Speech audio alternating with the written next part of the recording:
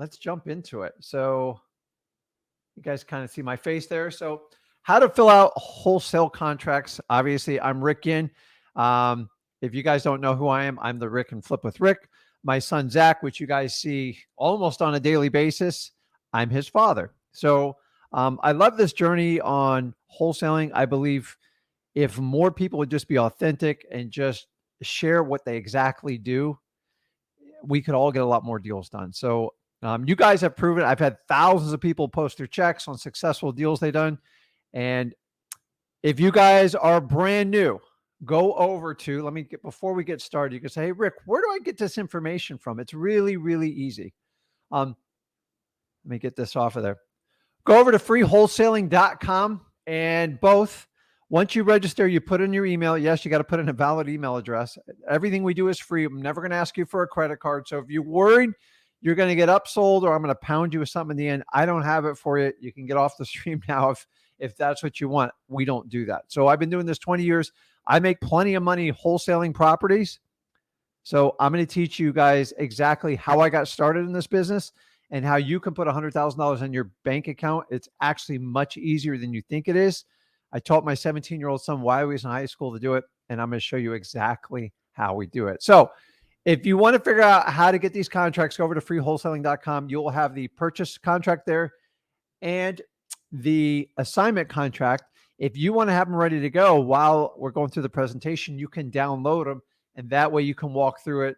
And here's what I recommend. You actually go through and try to fill one out all by yourself. And then as I go through the walkthrough, it will help you solve problems. Remember, it's one thing to learn any type of skill set in a classroom, like you guys went to school.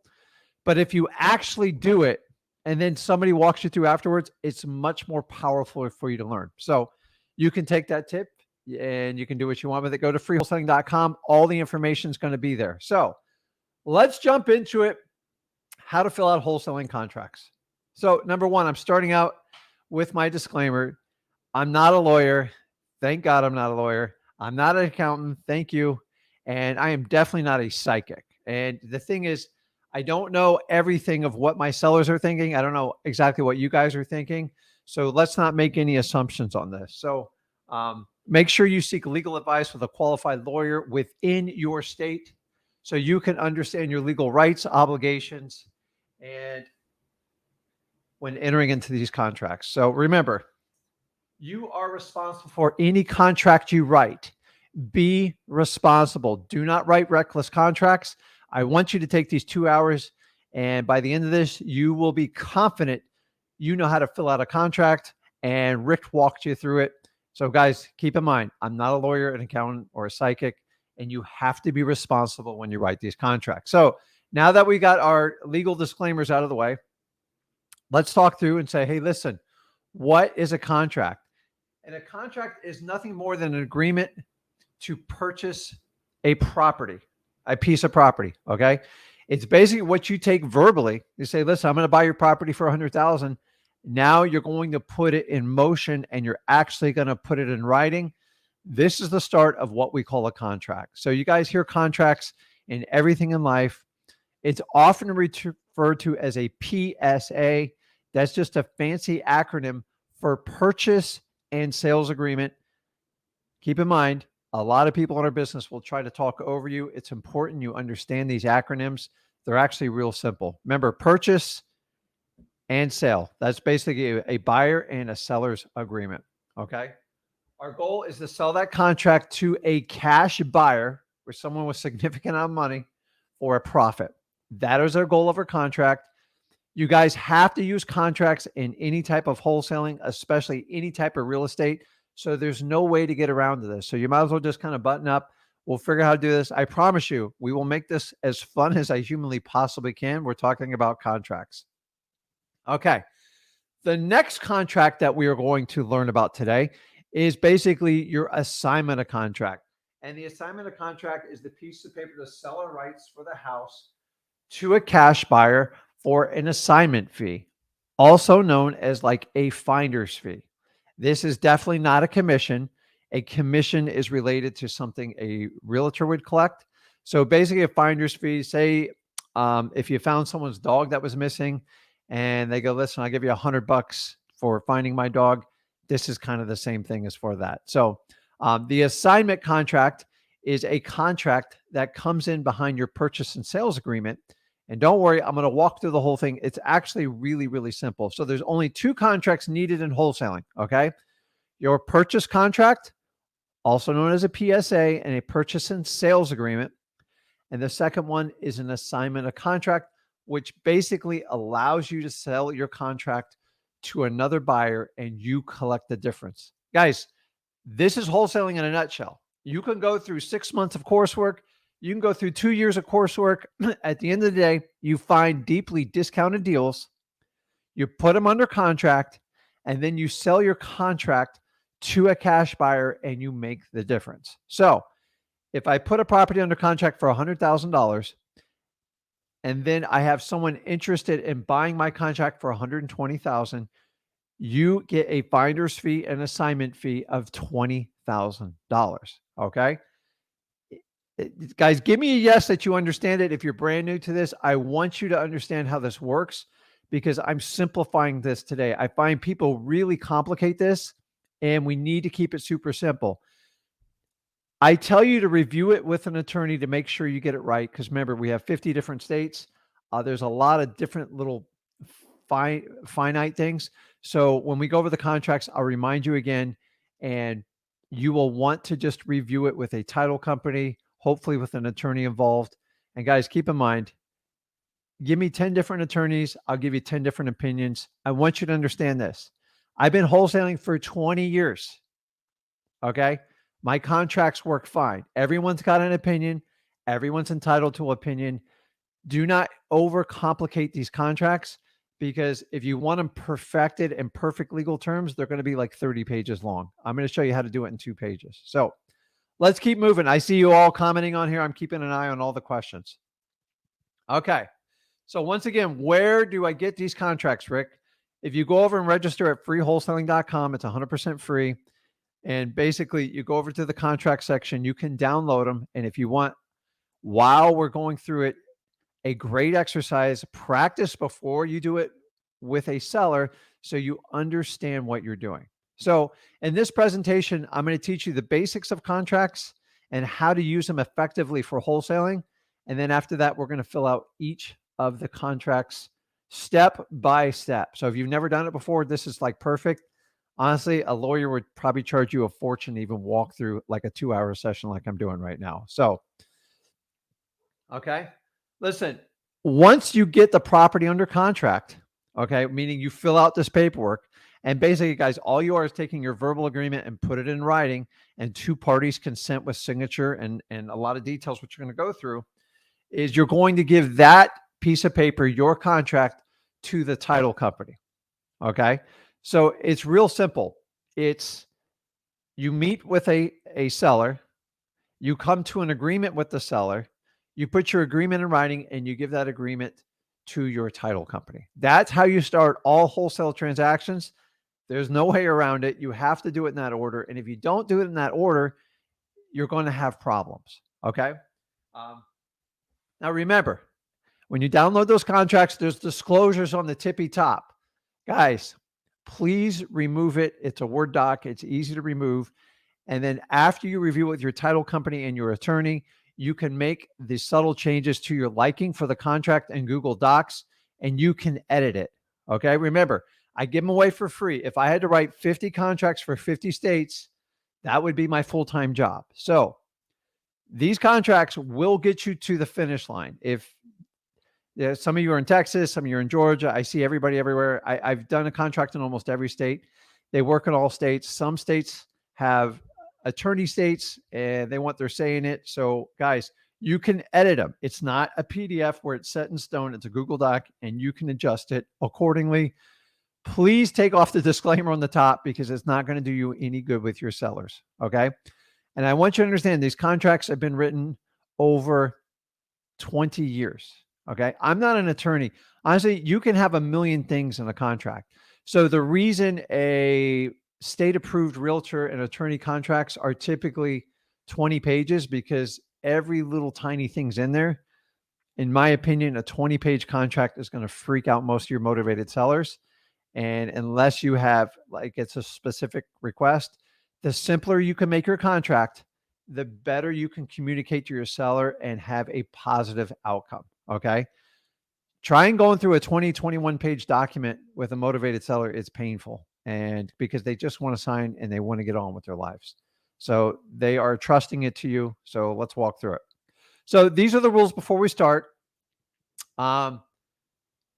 Keep in mind, most motivated sellers, as I said earlier, they want simple and clear contracts. For today's purposes, I'm going to give you a purchase and sale agreement that is 2 pages. Okay. If it was up to me, I would do these things on the back of a cocktail napkin, which you can legally do. But there's only so many terms you have to put in. The reason why you have 21-page documents is because you have the National Association of Realtors, you have Association of Lawyers in there, and they're all trying to protect their own interest. And the bottom line, you have to protect your interest and you got to be fair to the seller. Past that, you could go on. Why do you think some documents in like Congress are thousands of pages? The details are ridiculous. So if you have an agreement to sell the property and it's straightforward, you should be able to get it done in 2 pages. Why stop at 2 pages? I just, to me, I like clear, simple contracts. That's what we do. Okay. Guys, I want you to understand this, and please confirm you understand this. The contract is not the negotiating.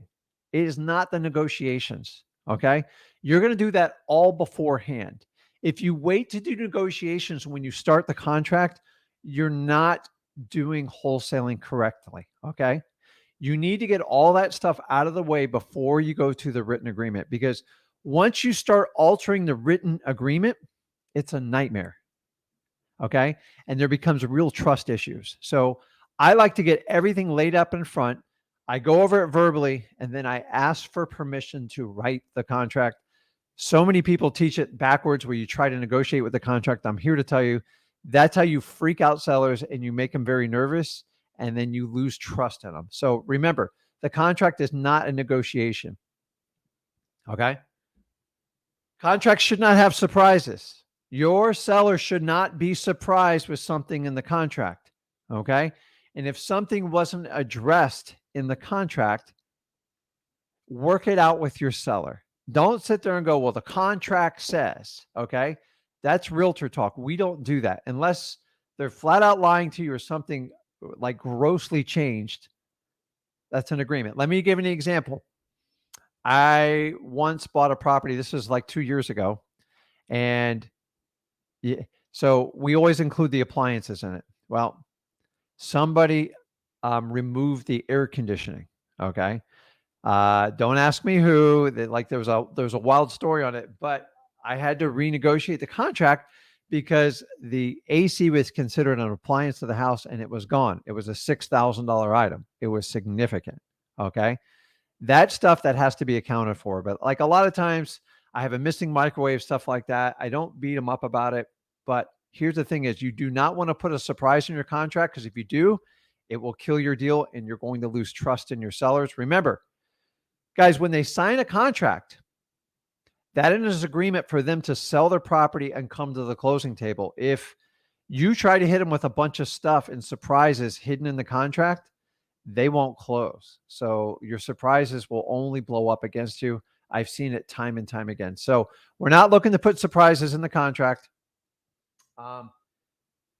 Here's a key one. Never, ever, when you guys go on physical appointments, do you bring a briefcase or a big fat folder, hold it next to you with a pen that has your contracts in it on your appointments. Why? Number one, they don't even know you. Number two, you've built zero rapport. Number three, it is going to be a huge distraction to your seller. So have you ever dealt with someone that has like a pack of paper in their hand and like all your eyes do is like you focus on that piece of paper, like, because you got a feeling there's a number on it and that number is distracting you from having a great conversation with the seller. So here's what I learned is I walk in like, hold on, let me fix this here. Uh, uh,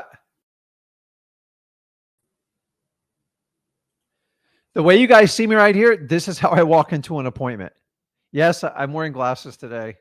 I usually wear glasses on the weekend. So if you're not used to me, I promise you, I'm just blind as a bat without my contacts. So this is how I walk an appointment, guys. Do not walk in with giant briefcases, anything like that. And then you're probably saying, well, Rick, how the heck am I supposed to write a contract if I don't bring it in? It's simple. Leave it in your car. And after you go over the verbal, you get the consent, you ask them permission to go ahead and write the agreement. Once they give you permission, you go out in your car, you get it, and then you're going to walk through and you're actually going to write the contract. Okay. For those of you like to pre-fill out the contract past the name and like the legal description, always leave the price and the terms blank because you never know what the final negotiations are going to be.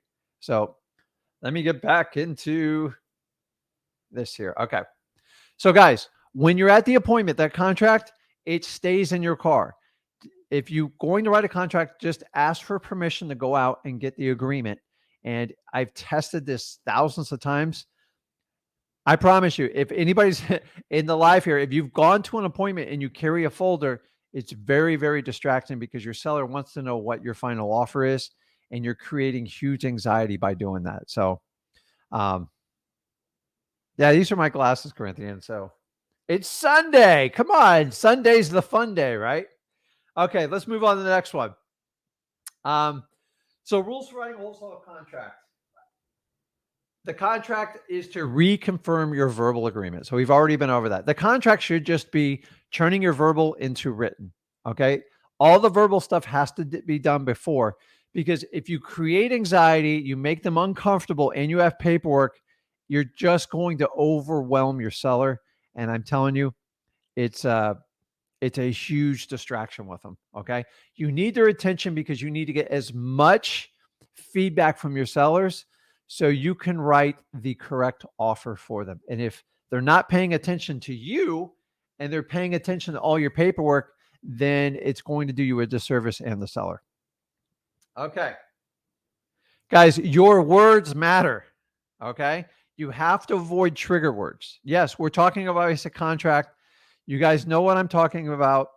You're probably saying, what the heck is he talking about, a trigger word? Okay. A trigger word are nothing more than phrases or words that cause a person to feel strong emotions because of previous experiences within their subconscious. Okay. I'm going to give you an example. I know that was a fancy definition, but there are things in your life that you've already been predisposed with. And when you see those same conditions or those same words or phrases come up again, it instantly brings you back to a moment that did not make you very happy. Let me give you an example. Okay. You guys ever been pulled over by the red and the blue? I know I have. Listen, to this day, I spent too much time speeding as a kid. When I see these lights pop on, I get this like neurological like response, like, oh my God, I got to pull over. Like I did something wrong. So that is a trigger. So when you see those lights, they're done by design. It makes you just like, oh my God. So it gives you an instant feeling. You don't even have a choice because it's deep in your subconscious. The same things happens with all sellers of properties. So when you say certain words, they freak out. And let me show you how this works. And I'm going to teach you how to overcome this. Okay. So here's a simple one. We're going to the contract. You're going to get their final signature. And you say, listen, let me get your signature. I've single-handedly seen this phrase kill an entire deal. Signature means very final. It's the finality of it. They can't go backwards. It feels like it puts them in a corner. And even though it is the truth, we do need your signature. I've learned over the years just to use words that make it not as triggering. Okay. So the word signature is a big trigger. Here's what you're going to replace it with. Okay. Let me get your autograph. Nobody says no to that. We all think about celebrities, rock stars, athletes. Everybody wants an autograph. My personal, the one I like is, let me go ahead and get your approval. So autograph or approval, don't ask the word signature. The word signature has the word sign in it, and people tie that to mortgages, very bad divorces, things that have like court appointed stuff, and it's wired in their nervous system, and there's nothing you can do to unwind it. So words have consequences. Just guys, the word signature, replace autograph or approval. I'm going to give you another one. And by the way, I could do an entire 2 hours on trigger words. Okay. In real estate. Okay. Let's review the contract. Okay. The word contract sounds very legal, very formal. And I'm here to tell you the word contract will instantly trigger their subconscious to like, hold on, wait a minute. I'm probably going to need to get a second or a third opinion. Guys, I'm telling you, I have had the best conversations, sometimes 2 and 3 hours, and I get to use this word, and you can kill the entire thing just by saying this. So simply replace it with, let's go over our agreement. Okay. Agreement is agreeable. Everybody like it. It's simple. The word contract, it sounds very lawyerish, and you want to avoid it at all possibilities. So, we're going to go over the key elements real quick. I'm looking at some questions on here.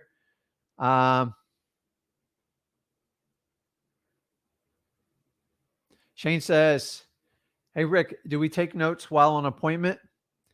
I think you could take notes, but remember, you're going to distract them when you start writing.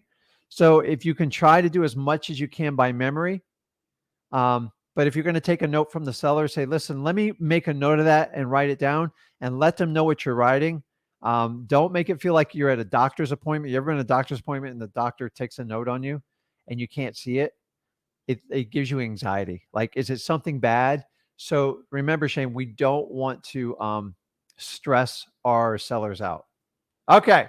So key elements in a wholesale agreement. Number one, I'm just going over the key elements you have to have on all wholesale contracts. It's got to be assignable. Okay. Number two, you have to have some sort of EMD, which is short for earnest money deposit. I'm going to go over that in detail. I promise. We're not going to skip it. The next one you have to have an inspection period. This is basically going to be your clause if you need to get out of the contract because the property doesn't add up, or honestly, you've made a mistake with the property. And I'm going to go into grave detail when we do this on the contract. The next one is all the properties have to be delivered with clear title. Okay. You are going to get properties that have title issues. Part of the process to get the maximum amount from your cash buyers is you have to clear title. No one's going to exchange money without a clean deed. And I'm going to go in detail on how to get it. All properties, how we do them, they have to have clear title. That's what makes everybody feel comfortable and safe. Nobody wants to buy a property with a bunch of liens and stuff on it, and it's going to bleed them to death. Okay. And the last thing is there's going to be closing fees. Your contract has to clearly state what happens with the closing fees. This one is probably the most often overlooked one, and I'm going to go into detail with it. So, guys, take a screenshot. Remember, it's recorded. You got to have these 5 elements for like any type of contract. I've left out the obvious ones, obviously buyer, seller, and execution date and terms. But a wholesale contract, if they don't address these 5 issues, you're going to have pain. And I'm going to walk you through on how to deal with each one of them. Okay. I'm going to keep moving. The last one. All your contracts should have an additional terms or condition sections. This allows you to make your adjustments to contracts because you're going to get some strange requests from sellers. I've been doing this 20 years, and I'm here to tell you there's strange things that come along with it. Sometimes boats, cars, I've seen animals negotiated in this. Honestly, you would be blown away with what comes with it. But remember, you always want to have a section where you can write out additional terms because no contract can foresee every obvious outcome that a seller wants. For this reason, make sure it has a section in there. And this is stuff that you just manually agree on with your seller, and you can just handwrite it in there because not every contract can spell it out. Even a realtor and a lawyer's contract has a section for this. Don't worry, our contracts have it in there, and it'll all be there for you. Okay. So first thing, EMD, which is earnest money deposit. It goes to the title company, not the seller. Why?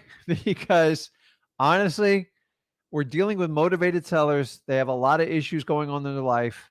To keep everybody honest, if you give it to a title company, you make sure that seller follows through on their agreement and sells you the property. If they don't, your deposit just goes back to you. So never ever do I want to see you guys give the seller a deposit, because it's a recipe for disaster. There are special cases you can do it. I only want you to do it after you've done like 25 contracts, because it is risky. Remember, they can take that money and never sell you the property, and there's nothing you can do. Okay. So for that purpose is to protect you, especially if you're brand new to wholesaling. Whenever you have an earnest money deposit, it goes to the title company. Okay. I don't care how much your seller begs you. You tell them the quicker they close, the quicker they can get all their money. And once they get the house in order, you can move on to it. So don't ever do this and give it to the seller, because you have no recourse. What are you going to do? Sue them? Number one, it probably costs you more to sue them than the deposit you're going to leave them anyways. And number two, it gives them incentives to get the property sold so they can get paid and you get paid. Okay. Now, any amount, you can do any amount for an earnest money deposit. Okay. I'm going to tell you right now, you can technically do zero. I've done zero. I did zero the first 2 years I did this business. You know why? Because I didn't know, but now I know. So I'm here to tell you the biggest risk with a earnest money deposit is in your seller feeling like you are legitimate. Okay.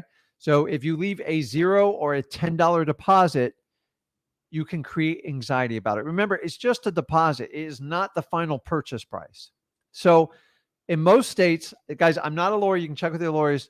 You don't technically have to have an earnest money deposit if the buyer and seller agrees to those terms. Now, if you put down $0, does that alleviate the contract? No, it's actually quite the opposite. You're still on the hook. What we recommend is I always start with a minimum of $100. You can go as high as $1,000. And if you go like, Rick, where am I going to get that? I've always told you, go out and get a private money partner. You can get soft money, you can get hard money. Guys, you spend $100 on meals, games, all sorts of stuff. Just set it aside. And remember, if you have a really, really good deal, like someone's selling you a phenomenal deal, don't let the deposit screw it up. Because remember, the deposit you're going to get back when you do your assignment agreement. So say you had to give $1,000 deposit. Like, well, Rick, it's $1,000. It's a lot of money. I agree. But if you can assign it in 2 to 3 weeks, the minute you assign it, your new person that takes over your position in the contract, they replace your deposit and you get that $1,000 back. If it's $100, $1,000, it doesn't matter. Technically, you don't need a deposit. The risk with doing that is it gives your seller anxiety, and they start to question what you're doing. And the minute they talk to their neighbor or their friend's a realtor and like, what do you mean you didn't leave a deposit? That's BS. He's not real. Then you have a huge uphill battle. And for that reason, I recommend you leaving at least $100 earnest money deposit, maybe $250, maybe $500. If you have a smoking deal and you're getting it 40, 50 cents on the dollar, get $1,000, go get help from someone to get the money. We give you time to get the money on the contract. I'll walk you through it. Guys, earnest money deposit, it's kind of like a litmus test for the buyer to see if you're actually real. And the way we write our contracts is your deposit is the most you're risking on these contracts. So if you walk away from a deal and you leave $100 and you skip the inspection period and you never pull out of the contract, the most they can take from you is the $100. So, but remember, guys, I want you writing responsible contracts, the whole purpose of doing wholesaling with myself and Zach. So understanding the earnest money deposit part, because I know we're going to like beat this thing to death. I've left huge ones before, but guys, if you have a smoking deal and they say the only way you're getting this deal is you're going to leave $1,000 or $2,000 deposit and you're about to make a ton of money in less than 2 or 3 weeks, figure it out. Heck, send me a message. We can partner up on the deal, do something like that. Don't let a deposit kill your deal. It's just a deposit. It's not, the price should be more nerve-wracking to you than the actual EMD. So let me bring this off the screen here. I believe, yeah, that's the presentation on it. So understanding, like, basically, I'm just giving you the basics. Now we are actually going to go through and do the contracts. Let me answer a couple questions before we go through the walkthrough on the contracts. And let me kind of go in order here. So Guys, if you're hopping on, we're talking all about the wholesale contracts and the assignments. Um, Nicole understands the contract is not the negotiation. People fighting over a contract, that's realtor mode. You can't do that. You actually have a great relationship with your seller, because here's a shocking one. I promise you this. You ready for this? Your verbal agreement is more binding in your motivated seller's mind than your actual contract. They will hear your word over your contract 9 times out of 10. So, for example, if you told them you are going to pay for closing costs and in your contract you said the opposite, I guarantee you they will call you to the table on it. It happens all the time to me. Like, sometimes we're writing so many contracts, we just screw up. The acquisition guy says this, but the paperwork said that. And here's what I say every time it comes down to it. When there's a squabble on that, I always go to the person who wrote the contract. What was your verbal agreement with the seller? And they go, yeah, I did tell her I'd pay for it. Okay, well, let's fix it. We have to honor our word. So, guys, your word is important. Now we have to take those words and put them in a contract. And that's what we're going to walk through here. AJ says, where can I download the contract? Go to freewholesaling.com. Guys, I have the most thorough course on wholesaling available in the world. It's 100% free. There's an entire contracts negotiations in there. I promise you it's in there. I've tested the heck out of it. Use it. And guys, use the whole site. Okay? It'll be good for you. So, okay, let's see. And yeah, it's a 2-page contract.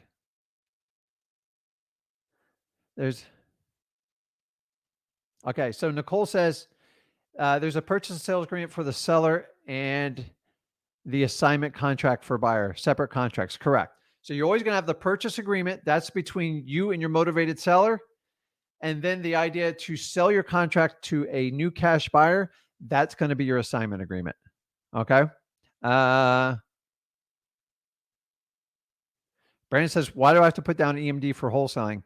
I've already kind of, you technically don't, but in the eyes of the seller, sometimes there's so much information out there in the world and on the internet. They feel that if someone doesn't leave a deposit, it's not a legitimate contract. That's not legally correct, but that is the moral perception in the public. So if you don't leave a deposit, sometimes sellers won't take you seriously. And that only comes an issue when they start talking to their friends, their uncles, their realtors, and their friends' lawyers. So Sandra asked, do you send the title after signing or after finding the buyer? Once you have a binding contract, meaning both parties have signed for it, you then give it to your title company. They have to do a process, what they call pulling title, and they'll pull title and they're going to tell you if there's any issues with the property. And that's something they actually go over the seller. It's not really your concern unless it's like really major and they can't get the deal done. So good question. Brandon says, I once gave the seller EMD before, so hopefully it worked out for you. But like, guys, if you get in the habit of it, I've done it in the past. Like, they'll burn you. They will sometimes not show up to the table. If you give it to a title company, it keeps them much more honest. So let's see. Some people. Awesome. Michelle says, I have a deal on the line for $90K. So hopefully Michelle's got the right paperwork. So she's going to pay a point. She's going to pay close attention to the section and we'll find out. But I'm sure she does. And then last question here is, John says, well, should we file title company before getting a contract? If you go to freewholesaling.com, I show you how to do most of all that. And you should always be out there looking for title companies. The easiest way to find a title company is find an investor group in your specific city and state and find out what title companies they use. You need an investor-friendly title company. It doesn't mean they'll do anything you ask them to do. They just understand what you're trying to accomplish and they'll be a big part of your team. So guys, let's jump into it. I got it. So bear with me. I've got to do, I got to figure out how to pull this up. And okay, so hopefully you guys can see the contract. Somebody give me a thumbs up or a yes. Hey, Rick, I can see the contract. And once I got a yes from there, we're going to walk through it. So If you guys have never done a contract before, this is valuable for you because so many people like try to figure out these things as you go. You can't make mistakes if you don't know what you're doing. I find that the assignment agreement mixes up most of the investors. So, okay. So if you have questions, put them in the comment section. And as I go through, when I'm done filling out the contract, I will bounce back and answer all the questions. So let me see here. Okay. So what's today, guys? Today is June 5th. So I like to do hard dates. So I'll do 6, 5, 2022. Now, are these lines annoying? Yeah, but honestly, if you don't have them there, you don't know where to put them. Don't worry about it if you have perfect lines in it. I could care less. And the same thing with your sellers. Okay. So here's what I'm going to do. So I'm looking at the first time. So put the month in the first one there. Okay. Oh, sorry. See, I already screwed it up for you. Today's the 5th of June.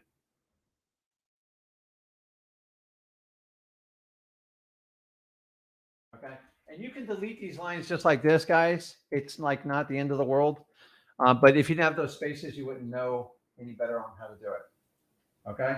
And then it's important you put in the year number. A lot of times when we do it, when the year changes, we forget to gather. So if you're the seller, now people are going to ask me, hey, Rick, do I need to have an LLC? If your first couple of deals, you don't need an LLC, guys. The most important thing is to get the property under contract. Okay. So if I'm doing a contract and this is my first one, and I don't have an LLC, I'm just going to put in my name. Now, if you want to put in the middle initial, you can do that. Did you see how to do that and just delete the line and it makes it nice and clean? For typing purposes, I'm not going to sit here and do this all day, but that's how you do it. Okay. Do not remove the word seller with the S on it because that what legally refers you to your name on there. Okay. So I'm not the seller. And by the way, this is the most common. So let's just say it's, I was going to use Johnny Depp, but I don't want to be hit for defamation there. So let's just use Jane Doe. Okay. Jane A. Doe, and always ask for a middle initial, especially for very common names, because you'd be surprised how quickly they get screwed up. Now, the buyer, that's either going to be you or your company. As I said, don't fret if you don't have an LLC, because you can open one up later and you can assign it to your LLC. Because remember, all our contracts have to be assignable. Okay. See how easy this is so far? Now, I want everyone to read the top of this document. Okay. It's highlighted in yellow for a reason. Okay. It's for example purposes. Always seek the advice of a real estate attorney in the state where you're performing your transactions prior to utilizing any part of the wording from this document. Okay. So when I'm done with that, I hit delete. Do not leave that up there. That is for a personal reference so you understand to fix that before you give it to your seller, before you give it to your attorney or anything like that. You can give it to your attorney like that, but definitely not like that with your seller. Okay, so I'm moving along, guys. I can't see everything. So the address, for simplicity, you just put in the full address. Let's see. Port St. Lucie, Florida, 34951. Okay. And then you just hit the delete until you get rid of all those lines, guys. Okay. Now, I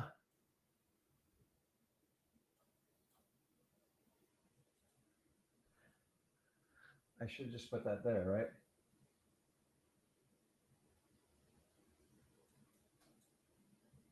Paste.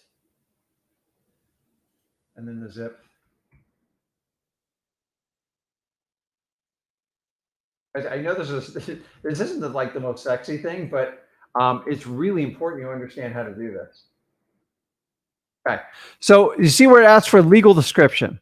Okay. What you want to do is go to your local property appraiser site and look for the legal description. If you want to get the full legal description, you can simply go to your clerk of courts, find out the seller's name, and try to find the deed. If you can copy it off the deed, that is the best place to do it. If you're lost and you don't understand this, the least you can do is put in the property tax ID number, which you can easily get off the property appraiser site. It's important you have more than an address because there's a lot of multiple addresses in the United States and people can make simple mistakes and you don't want to mix them up.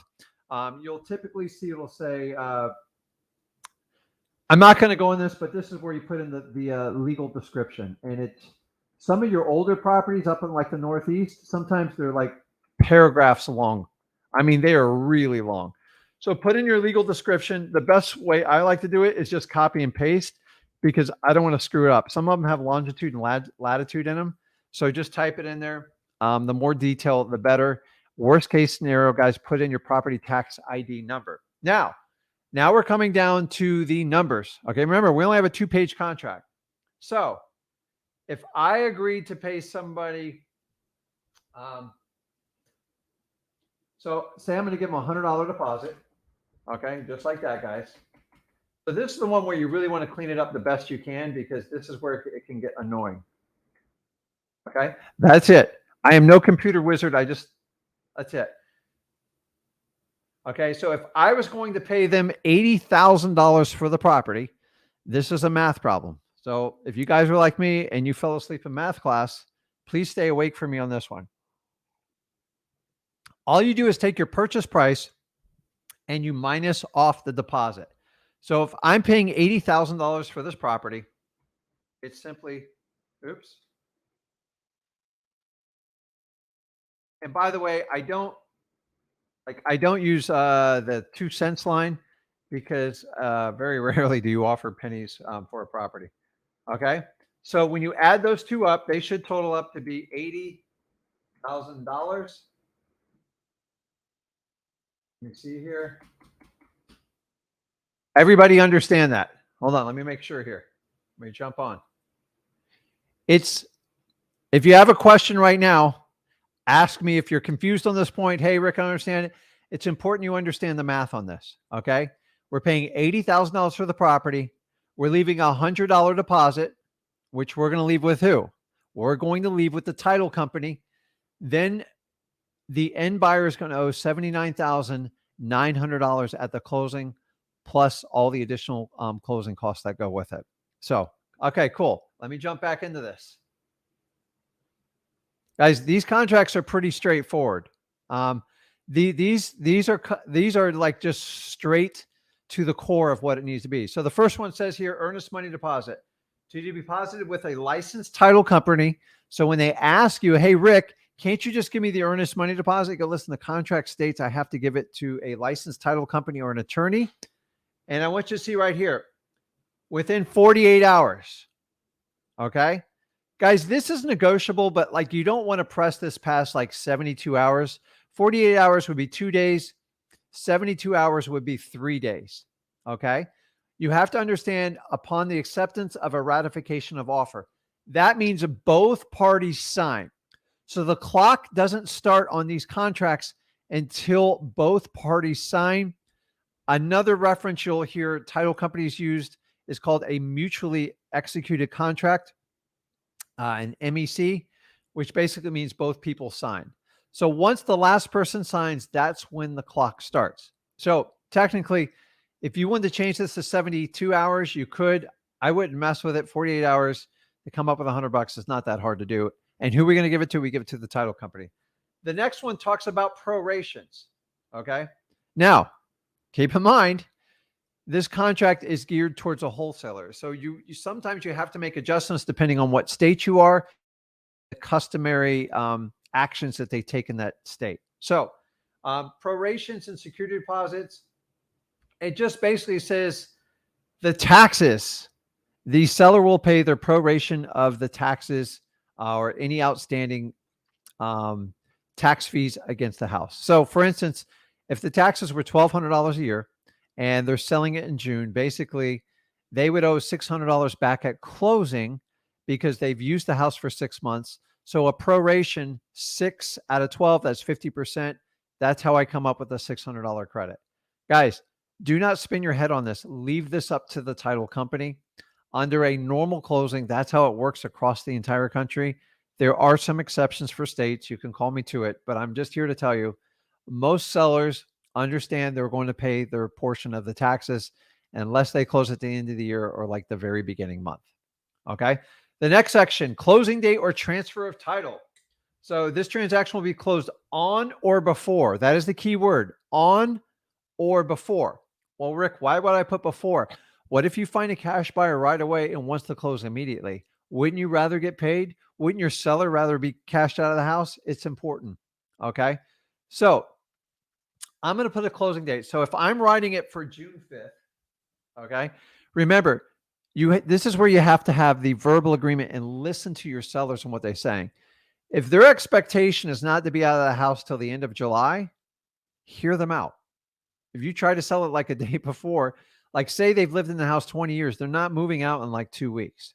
So say on this example, they told me, hey, Rick, we could be out by July 31st. Okay. So I'm going to put it in there like that, just like this, July 31st. And then you put in the year. Now, I want you to understand this. It says on or before. So the reason you always want to have flexibility in a closing date is because a lot of times things don't go as planned. So if you have a ridiculous tight closing date, unless you are highly experienced and you've been doing this 20 years like me, don't put yourself in a corner right off the bat. Most people moving out of house, in my experience, need a minimum of 30 days. And honestly, 9 times out of 10, they're asking for more time if they live in it personally. If it's a rental property, even the tenants need 30 days to get out of there. So remember, the more flexible in your closing, the more options you're going to have, but you have to honor what your seller wants to do. A lot of times they're giving you a really good deal because you're going to close on it by this date. Just make sure you have to have a clear understanding of what the worst closing date is going to be on it. Okay. Closing will be held at, and this is where you spell out your title company. Okay. So this has to be your title company. Let's just pretend that's the name of them. This is non-negotiable because the minute you let them use their title company, you're going to go to a place that is not familiar on how you do business. And maybe they've never done an assignment of contract and you're going to have problems with it. So what I would do is I put my title company and right next to it, I'm going to put the phone number too. So I would do something like this. Dash. Got to get my actual title company. And I put their phone number right next to it. Why? Because now they have a contract with the title companies. If they have any questions, they can put it right there. Okay. So it says here, the seller agrees to transfer marketable title free and clear of all encumbrances, except those listed and paid and required by the state, such as doc stamps, deeds, mortgages, and title insurance. Now it says here, so what that means is your seller has to sell a property that's free and clear.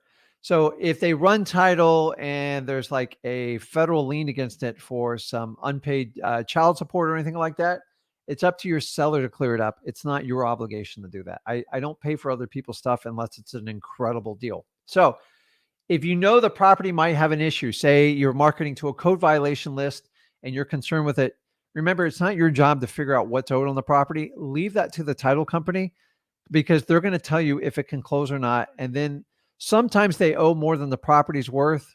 And that's a whole nother can of worms you have to open up. But remember, the title company has to run the title to see what it's owed against it. They cannot sell you a property that is not free and clear. Why is that important?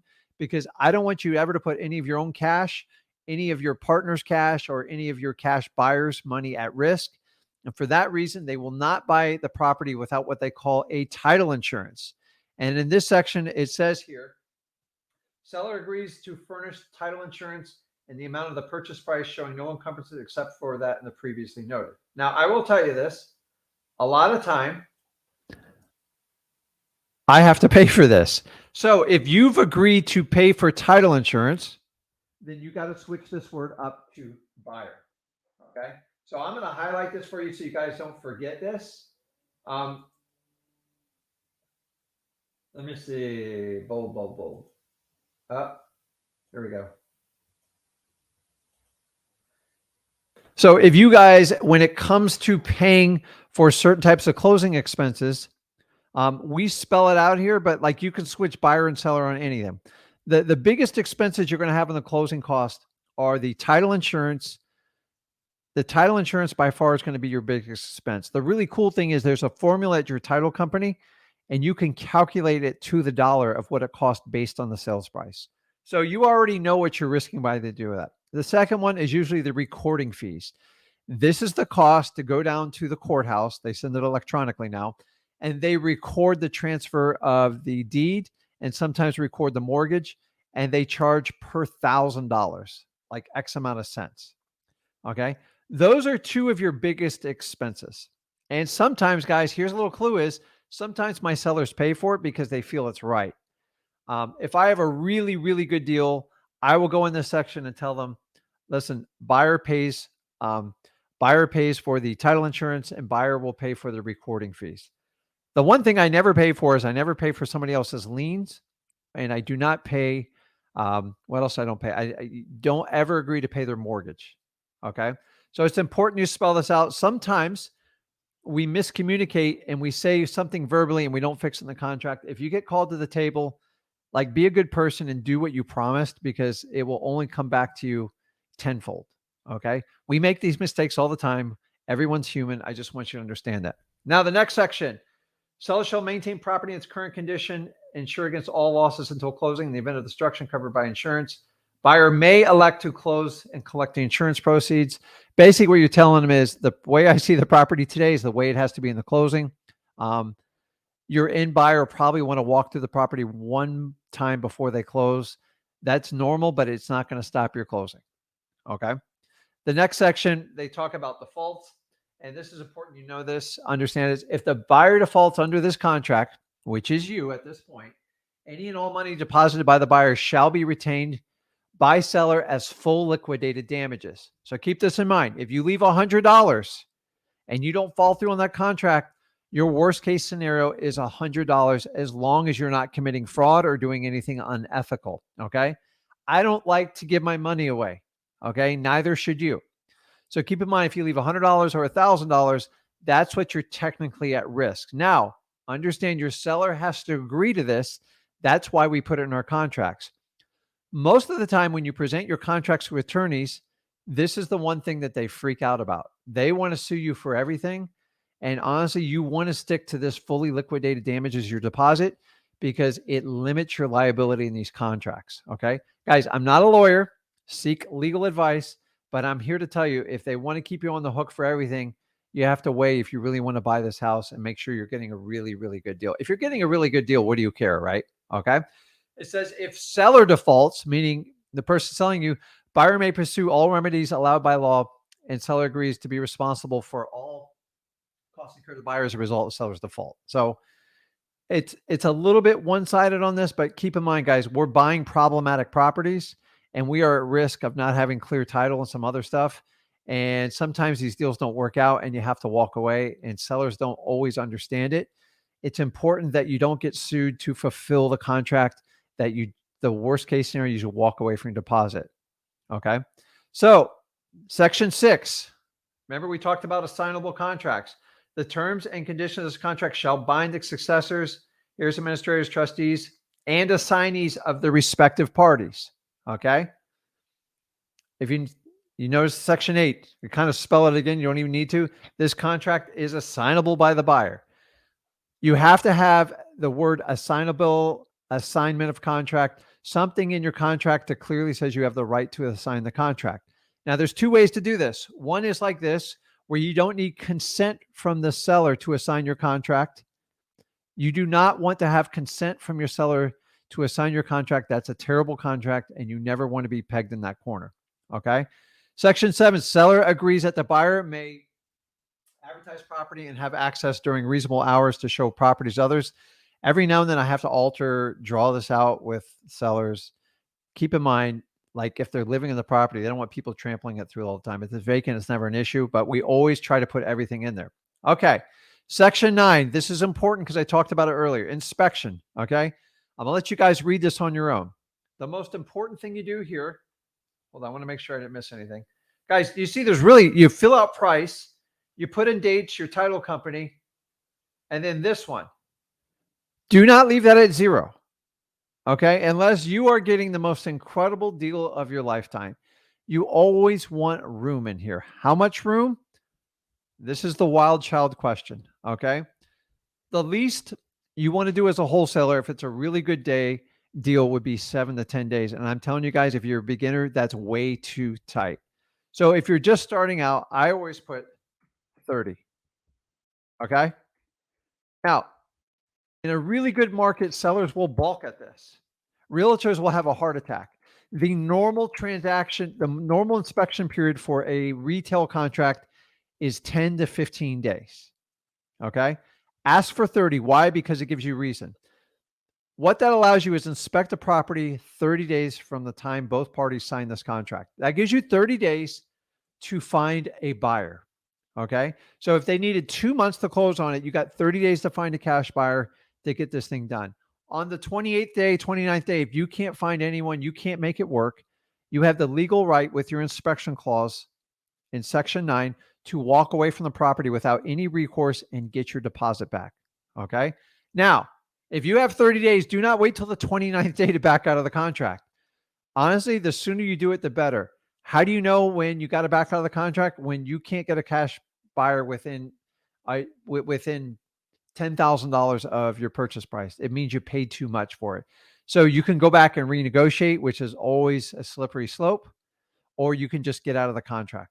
Okay. Now, 30 days is my advice for the minimum. Guys, I'm here to tell you, when I have really sloppy properties and they're a train wreck and a mess, I'll put 90. I don't care. Like honestly. And here's another little tip. If you think you're paying too much for the property and like the property is in bad shape, but you know they need to sell it to someone like you, just put a longer inspection period. And that gives you more time to try to get them down on their number. Maybe you have to have a contractor come out, look at the AC and everything else on the property and go from there. Now, we talked about the additional terms section. Guys, this is crucial right here. This is where you write in all like the little stuff. So I'll put on here like number 1. Buyer agrees to pay um, 2021 back taxes.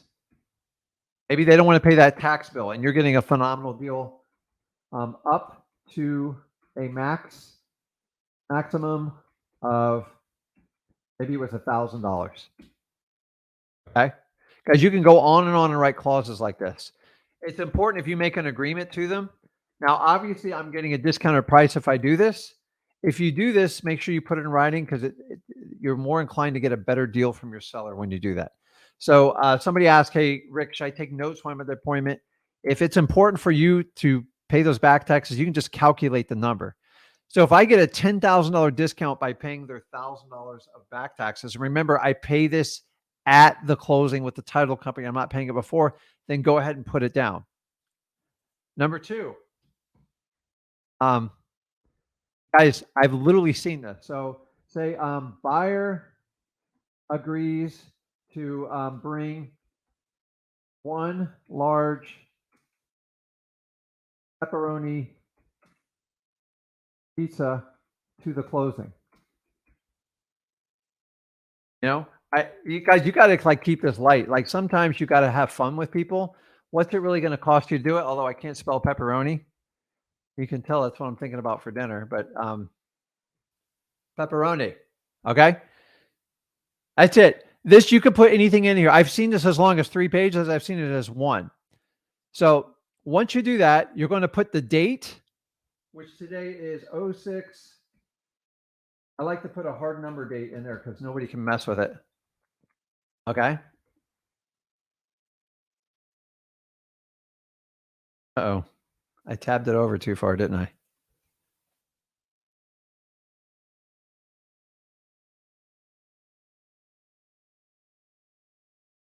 6, 5. And this is why I want you guys to do this on your own, because you'd be surprised when you're doing this under the gun and from someone, it's painful. Okay. And then this is where you're going to sign, and then you're going to print your name below it, and you're going to put a phone number on there.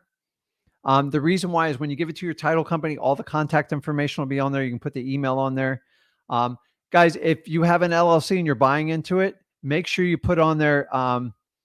Uh, so if your LLC is Venture Capital LLC, signing on behalf of Venture Capital LLC. Okay. It's important you do not sign for personally when you're buying it through a company.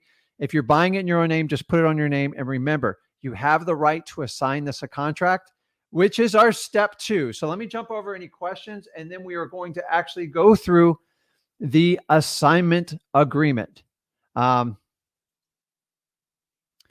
JF says Rick's Little Caesar, not Domino's. Deals off. See? I didn't specify what type of pizza, so that's important. So I'm I tell you, man, the Little Caesars, man, it tastes so good going down, but it does something to you after. I'm more of a Domino's guy. I'm kind of a Shack guy too, so that's why I like it. Um, let's see here. Da, da, da, da, da. Okay, so let's go into the assignment agreement. So to be honest, if you guys got any questions, this is recorded. It's easy to go through. Now, I'll personally, you can print this contract out. What I like to do, other than like the name of the buyer and the seller, which is going to be set in stone, and the legal description, I like to fill the contract out in front of the seller, because it makes sure you have all the verbal agreements, you put them in writing, and it actually makes them feel real comfortable. There's something about when someone pulls out a pre-printed contract, all said and done, it's probably like a little bit cocky, and you're going to come off as like a little bit too slick. So the more you kind of fumble through with them, not fumble, but just show them like you're human, the more you're going to get trust out of them. And so guys, always use like a blue pen. Try to use a blue felt pen, because you can tell the difference between a copy and original. That's why lawyers and title companies like to do that. So, um,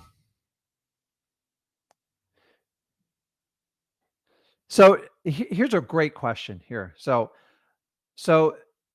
this isn't being sneaky with the agent. Like, will they trim me down working together with the wholesaling?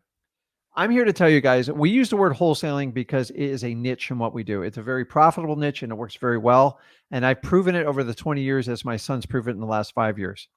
Um, do not use the word wholesaler when you're talking to sellers and you're talking to agents, because they just they don't get it. And there's a lot of negative preconceived notions with what we're out there. So remember, it doesn't matter what industry you're in, there's always going to be some sort of bad apples out there. And I don't want you to be caught up with them. So the simple way is say, listen, I'm just a regular Joe. I'm looking to buy a house for cash in this neighborhood. Can you help me out? Now, when I get into it with the agent, when it comes down to writing the contract, I'll ask them if they understand. Have you ever done a wholesale deal? And you walk them through it. If you hit them like right off the bat with them, they're going to reject you instantly. So you're better off to kind of gain the rapport and their trust with them, and then educate them. And if they don't want to do it, then so be it. And understanding 9 out of 10 agents are fearful of wholesaling because they think it threatens their own business model. And if anything, it enhances it. So awesome question. And guys, when you're with your sellers, do not sit there and tell them you're a wholesaler. You are just a regular cash buyer, and you have partners that help you fund your deals. Okay. So just always make sure you're telling the truth. So JF says, hey, Rick, how much should we pay to have an attorney review the contract to make it compliant with the state? Honestly, I'm hoping you don't pay a dime. So most attorneys will review stuff, give you like 15 minutes, depending on what state you're in. If you're in you need an attorney to close in your state, you're going to have them review it anyways. Try to work with a title company, and they'll typically do it for free, but they're doing that on a contingency you send them business. So if you don't plan on sending them business, make sure you find a lawyer or a title company you would do business with. Um, uh,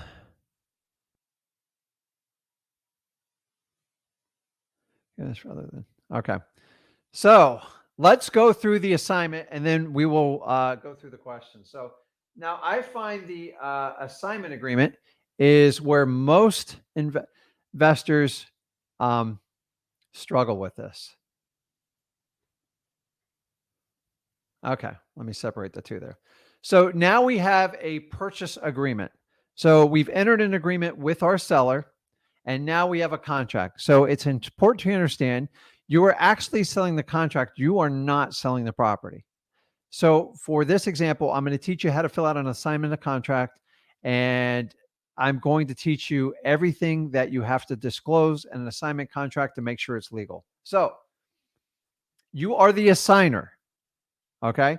Whoever has the original contract is the assigner. So in this instance, it was Richard Ginn because I put it in my own name. Now, I could technically see this assignment of contract. I can take my agreement and say I opened up an LLC the next day. I talked to my accountant. He's like, yeah, it's a great idea. You can assign it from Richard Ginn to your new LLC. And then from there, you can assign it from your new LLC to your new cash buyer. So don't freak out about it. It's the exact same process. Honestly, you do not need a company to buy a property. Remember, you're not taking title to the property. Your plan is hopefully to assign it or work with one of your cash partners to assign it to. So the new buyer here is, let's see, Fish Buyers LLC. So 9 times out of 10, it's going to be like an LLC that's buying it, occasionally a corporation, sometimes a person. That's it. They are considered the assignee. So the assigner, which is me, which has the contract with the motivated seller, is selling it to the assignee. The assigner and the assignee who mentioned together will be referred to as the parties. So I'm trying to look through everything here. Assigner has entered into an agreement. Who's the assigner? I'm the assigner for the purchase of the real estate with, stay with Jane Doe. I think that's what I put down. I'm going to put Johnny Depp. Don't need that. How people watch that stuff. Okay. On the contract underlying transaction, the contract is attached. So yes, you are going to have to disclose your contract to your new assignee, the person you're selling your contract to. Why? Because that's what they're actually buying. So you're going to attach your contract to this agreement. And then the idea is they want to make sure that they're getting the same property rights as you're getting with it. So once again here, you're going to put in, so like right here, I'll put in 123 USA Street. So I usually copy and paste this section. And by the way, on these agreements, you should type them out. They have to be very clear and precise. Remember, you're not looking to impress your new buyer of your contract. You need to make sure you have a precise contract. Okay. So capitalizing here, let's see. And then you're going to put in the legal description here. Okay. I'm not going to do it because there's usually you just want to cut and paste it. And remember, guys, go to your property appraiser site, or you can go to your clerk of courts, look up your seller's last name and first name and find that property.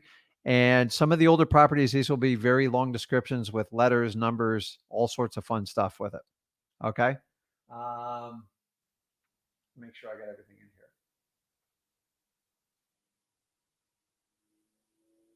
So the next part, the parties agree to the following terms and conditions. Number one, the assigner assigns all rights he acquired under the contract to the assignee. So whatever your rights are in the contract are your new buyer's rights. So anything you put into the additional section, they have to accept, or you have to go get it changed. Okay. And it sometimes happens. Number two, assignee accepts all terms and conditions of the contract. The assignee has reviewed the contract. So when you guys ask the question, hey, does my new contract buyer get to look at the contract? Think about it. They can't buy a contract they haven't seen the terms to. So by hiding the contract, you're creating problems. So you have to disclose it. So get it out and get up front. They can't go around your back if you have a fully executed contract. Remember, You have to show your contract. I don't understand why people constantly say, I can't show them my contract. That's private information. You are selling the contract. You have to share it. Okay. So it becomes an exhibit as part of your assignment of contract. Okay. Um, and then it says, assignee fully understands the terms and conditions of the contract and represents to the assigner that is willing and able to close the underlying transaction. Basically, seems, yes, I accept your terms and I want to move forward. Okay. So the next one is assignee will deliver to the assigner. Remember, I'm the assigner, you and me. Cashier's check, money order, wire transfer, and a deposit of the amount of so and so. Okay. So we're going to do a deposit. Now, we are going to teach you opposite of how we work with deposits that we do on normal purchase and sales agreement. You're trying to leave as little as you can. Here is the opposite. Okay.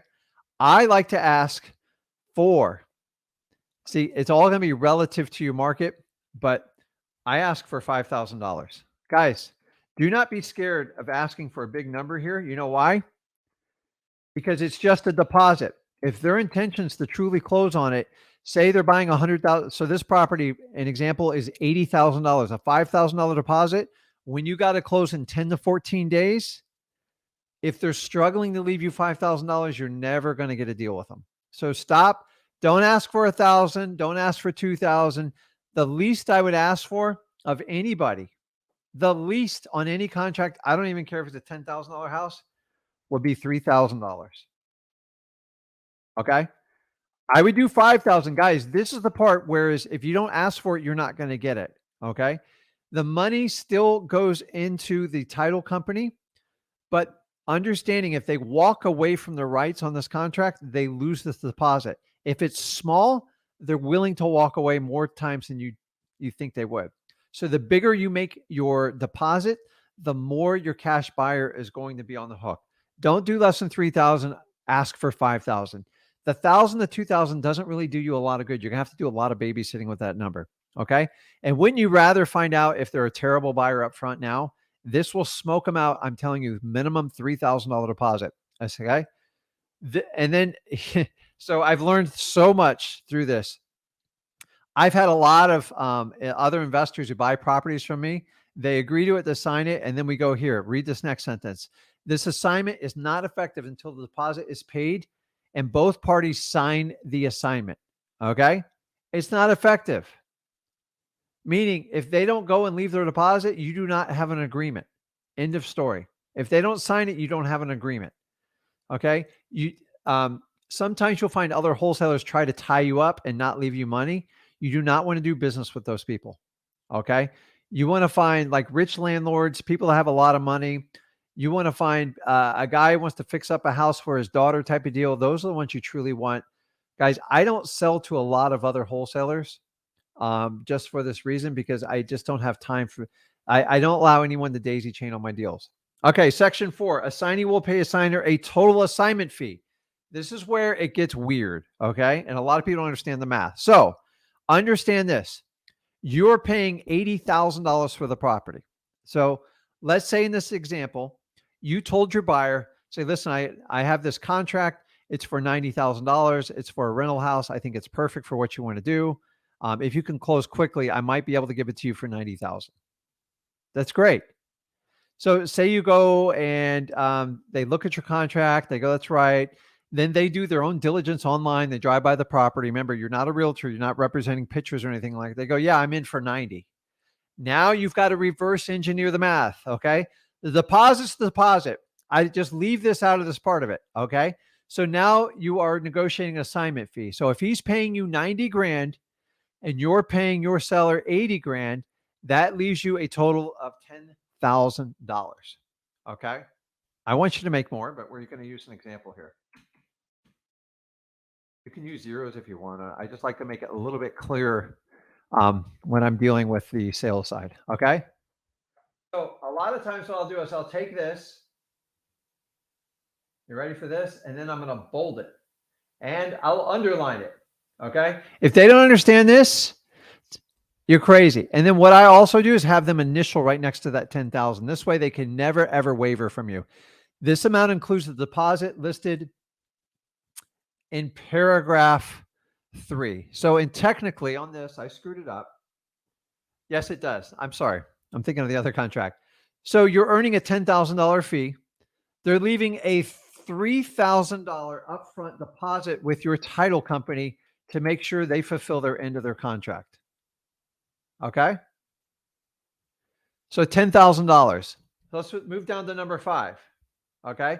By the way, the assignment fee will be paid when? It's paid at the closing for obvious reasons. Okay?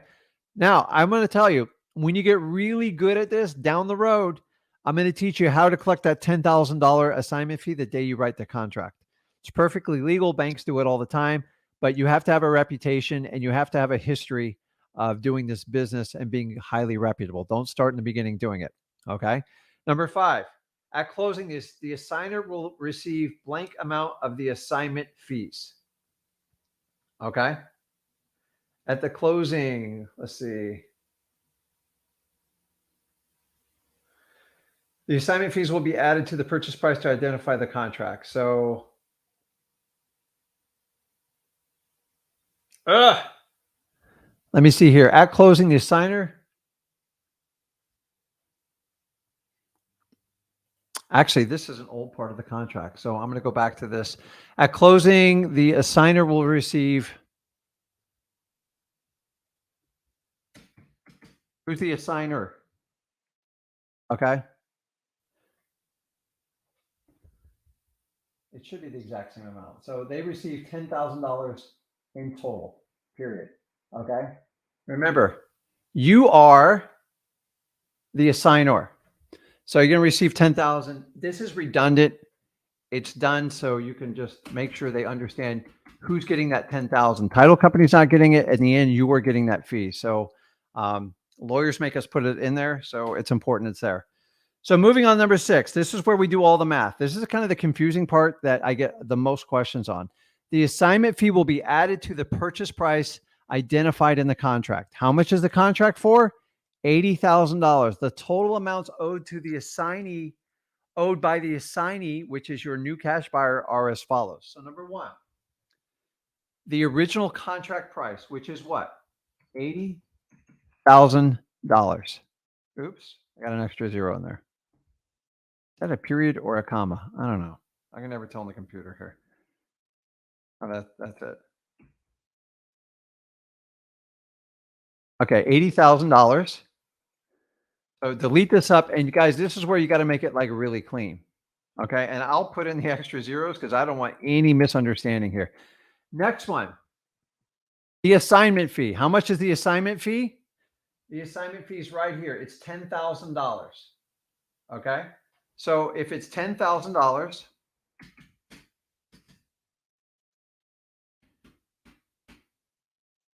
everybody with me so far?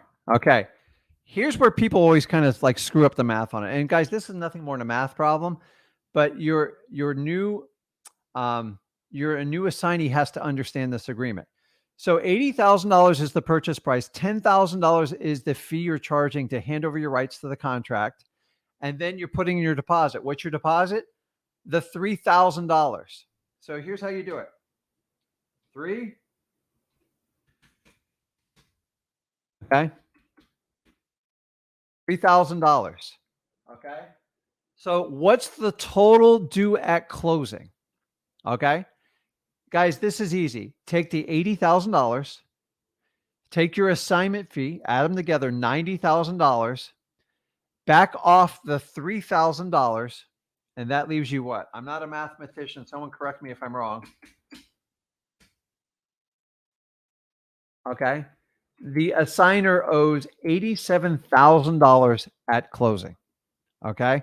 A lot of you are going, but Rick, the buyer knows what I'm paying for it. Yes, you cannot hide that in an assignment agreement. If you are, it's not an assignment. It doesn't work. So they need to know what your underlying contract is for, which is $80,000 here. You're making them put up a $3,000 deposit. I'd rather you ask for 5. And honestly, if this was 5, then they would only bring $85,000. It's a difference of $2,000. I want you guys to understand you just cut out all the crap when you ask for a higher deposit. Now, Number 7, this is important. Assignee must close the underlying transaction on or before blank at 5 p.m. Why is this important? If we go back to our original agreement, well, I apologize for getting back to it. What is our closing date? What did I put for the closing date? On or before July 31st. Okay. By doing an assignment of contract, you are telling him if you do not fill in this part, that he or she can close it on or before July 31st. So I don't like to wait till the end to see if my new buyer is going to work out. I'm going to make them close it at least a week to 10 days, or maybe even 2 weeks before I'm going to close. So this one's July 31st. So it's a very generous time. So unless my seller is not ready, I'm going to put on there 07, maybe like 20. The idea is do not give them till the final date on your contract, because if they don't come through, then you don't even have an option of getting another buyer and extending the contract. So always make sure you give yourself a buffer. I recommend always 7 days before. Okay. The fact that they need a little bit more time on this contract, you still got to get permission from the seller to close earlier. They probably got to move a bunch of stuff out, but the reason you do this is because you don't want to wait till your contract expires to find out you can't find another buyer for it. Okay. It says here, most important, assigner will select the closing agent. Does it say the assignee will select the closing agent? No, it's non-optional. Once they sign this, they go to your title company. Guys, if you let them use your title company, you're going to have massive problems. It never works out with another title company. I'd like to tell you title companies are in there for like the neutral interest. They're not. Whoever hires them, that's the person they fight for. Your title company already has the contract. They have everything. They understand how you work, and they'll communicate with any issues with your buyer. Remember, the higher deposit you have, if you make them close before your closing date, you are always in control. This saves you from going around chasing your cash buyer to do everything. Okay, let's finish up here. We're almost done. Then we're going to do Q&As. Okay. Section 8, if assignee fails to close the underlying transaction by the date indicated in paragraph 7, guys, this is paragraph 7 right here. Okay. Assignee will forfeit its deposit and all property rights, all rights to the property under the contract, and will automatically revert to the assigner. You don't have to sue them. You don't have to do anything. So remember why I want you to leave that bigger deposit. People don't walk away from large deposits. Say I ask for a $500 deposit, people will leave you all the time over $500. It's cheap. $3,000, they're going to pay attention. $5,000, oh my God, I'm going to close this no matter what. The higher deposit, the less babysitting you do and the less sweating you have to do as a wholesaler. Okay. So that deposit automatically forfeits back to you. Now, I will tell you, a good title company will make you sign an agreement ahead of time. So when you put money in escrow, the title company is a neutral party. So what you can do is have a contract that basically says buyer and seller agree to forfeit deposit if the buyer or seller doesn't execute their end of the assignment agreement. Why do you do that? Because then you don't have to go to mediation to your state, which can take years to get the money back. It's a pain in the butt, and you might have to hire a lawyer to do that. So talk to your title company about it. But I'm telling you, by signing these agreements, there's already a set plan. If your contract buyer falls through, you keep the deposit, you rapidly go out and find a new cash buyer. Because guess what? You're probably going to have to offer the property at a discounted rate because your buyer left you in a pinch for time. If you don't leave enough window of time, it's hard to get a new buyer, and you're going to have to renegotiate your contract. Number 9. This is important ones you got to understand. A lot of this stuff I've learned through 20 years of pain of what people will do to you on these agreements. If the assignee attempts to communicate to the sellers in any form, it will immediately terminate and forfeit the deposit for liquidated damages. Once again, the higher you have in deposit, the less risk they're going to play with you. If I have a $5,000 deposit and they send an email or they call the seller and I can document it, you keep the $5,000, they hit the curb. Okay. It's important you have teeth on these contracts because you don't want people going around you. Okay. A signer, which is me and you, must deliver clear title at the closing. Most cash buyers are going, listen, Rick, I got to make sure this thing is got clear title. Okay. If clear title cannot be given, then this assignment agree will be canceled and the deposit will be refunded to the assignee. So if your new contract buyer is having issues understanding that we have to deliver it with free and clear title, how do we do that? With a title policy with a title company. Okay. Moving on, man. There's all fun clauses in these. Um, um, Number 11 is a repeat of it again. It's just another way. It says assignee agrees to communicate. It says they will not contact your seller. Assignee agrees to communicate solely with and through the assigner, which is you. Once again, we're telling them if you have any issues, you have to go through us, and then we'll contact the seller, either us or the title company. Number 12, this was a $30,000 mistake I learned a long time ago, and this has made me a ton of money since. So I want you to hear this one out. Okay, guys, we enter into problem properties. They have code violations, they have liens on them. And as you get more advanced in wholesaling, you'll learn how to negotiate these liens down prior to the closing. Why is that important? Because it's future profits for you. So I get a lot of code violations, sometimes as much as a $50,000 lien, and I'll get it knocked down to like $2,000. Saves $48,000. Okay. Remember, if you negotiate a lien and you don't have this clause in here, that new negotiation goes to your new contract buyer, which means you work for them. Let me teach you how to work for yourself. It says in this one, the signer may at any time before closing renegotiate underlying purchase price in the contract. Say you get a cheaper price from your seller, maybe they didn't disclose something. That difference goes to you. A signer is entitled to the entire difference between the contract purchase price and this assignment. The difference, if any, will be paid as an additional assignment fee at closing. OMG, my friends. If you guys don't understand what this means, it means if you ever renegotiate the contract, you knock down a lien or do anything like that, whatever the difference is goes to your closing, your assignment fee at closing. If it's not spelled out in the contract, you are not entitled to this. Guys, I once negotiated a IRS lien down and I knocked it 30 grand down. I was dancing and I found out the seller told me, his attorney told me at the closing that we appreciate you negotiating that forward, but the new seller is entitled to it, not you, unless you put it in writing. So number 12, you got to have it in every assignment agreement. I'm telling you guys, it will save you a ton. I can't tell you how many times we have to renegotiate a property for something. And it's so important that you get the difference. If you want your new buyer to get a discount, then you just adjust your contract. You can adjust the assignment fee. But remember, typically you're going back to the seller to adjust the fee. You got to make sure you're getting paid. Okay, number 13, property sold as is. This is kind of